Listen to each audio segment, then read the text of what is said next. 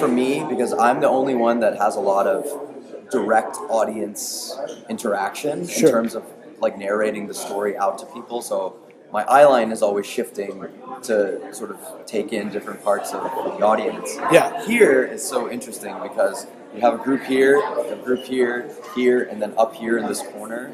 And so you kind of have to learn where to shift. So many insanely physical moments in the show. I think one of them is the taming of the tiger. It's a very long sequence and it's all very choreographed, so it's all safe.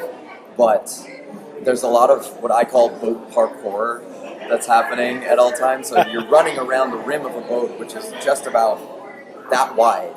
And it's very lucky that I have a background in parkour. I'm a parkour instructor, and I've trained in it for many, many years. So that helps tremendously. I'm also a personal trainer. So the physical aspect, though it was challenging to learn, was also the most rewarding to learn because it's like full application of all of these things that you learn about the different dynamics of athleticism, about like very specific footfalls, about springiness, about safe landings, about just explosiveness and specificity of movement. So it was very challenging to do this in a way that keeps the integrity of the puppet, like making sure you're not hurting the puppet too much, learning the stage combat sequences really well, all of the big jumps and the turns and all of those things that are happening.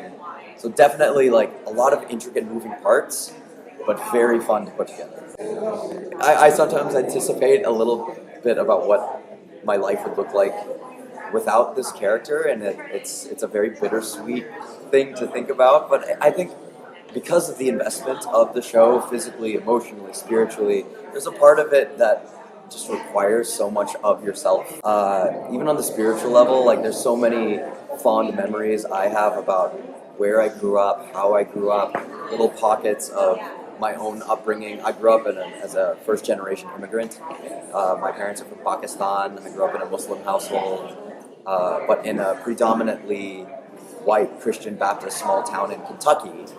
But we also had a very thriving Indian Hindu community there as well. So like, just like Pi, I grew up in this sort of diaspora of different faiths and people who are really important parts of my life who taught us about those faiths, and we lived in all of the different values of them. So yeah, I mean, when you tie in so many memories and so much of your physical training and so much of your presence on a day-to-day basis, it really becomes a part of you. So yeah, talk to me after our next vacation. Because I am very gregarious and loud and talk a lot out in real life. When I'm doing puppetry or as a dancer, you don't really talk.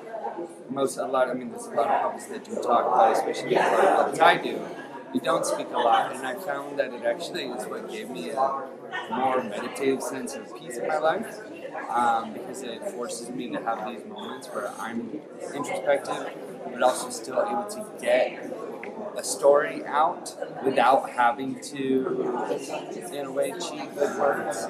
Not bad, but I do still very much like acting, and I found that puppetry helped me become a better actor. We watched a lot of animal videos to start and just like tried to mimic and copy the sounds. But with working with different teams like we do every night, we really bounce off each other and bounce off the breath work to make the sounds. Because like as a high puppeteer, I don't initiate the sound through the word. I have to take it off of Aaron, and I might add a back-end sound to it, but I won't initiate the sound to start. So it's a lot of learning and bouncing off of each other. It's a very selfless job, and I take, as silly as it sounds, I take pride in that. My show is very dependent on my two other puppeteers. I can't function on whatever I want to do. I have to do what is given to me, and I have to listen. And I very much enjoy the listening aspect of it.